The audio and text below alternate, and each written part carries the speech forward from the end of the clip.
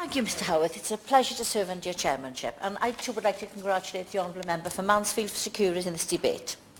Cannabis substances or synthetic cannabinoids have developed at a staggering rate over recent years, with over 100 chemical variants largely imported from the Far East. The biggest concern is that many are far more potent and toxic than cannabis itself. Whilst some variants were identified and banned under the Misuse of Drugs Act, this just led to alternatives being developed.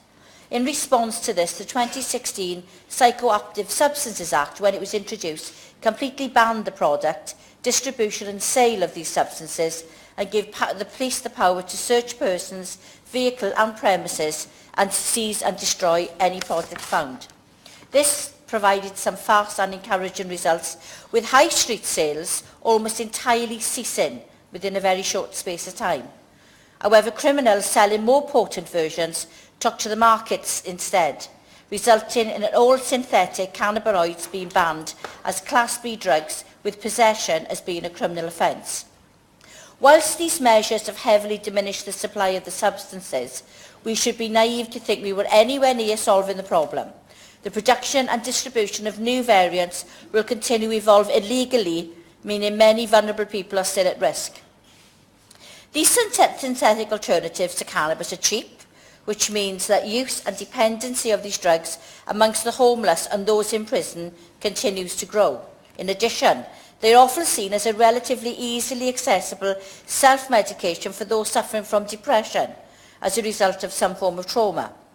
Worryingly, the potency of these synthetic substances can vary, and the effects that they have on people vary greatly. Many become dependent quickly, and while some experience little or no side effects, paranoia and seizures are common, and there have been far too many deaths attributed to the use of cannabis substitutes. Appallingly, there's a prevalence of videos on social media ridiculing those under the influence of these seen substances. And whilst filming of these desperate souls is neither funny nor respectful, we would all have seen the dreadful condition that people get into after taking these evil drugs. Clearly, the interventions the legal changes have made to date have completely failed to deal with the issue of synthetic cannabinoids and the rise in the use of them. If we are seriously going to clean up our streets and our prisons and our communities from these vile drugs, we need to completely overhaul our drugs policy to make it fit for the 21st century.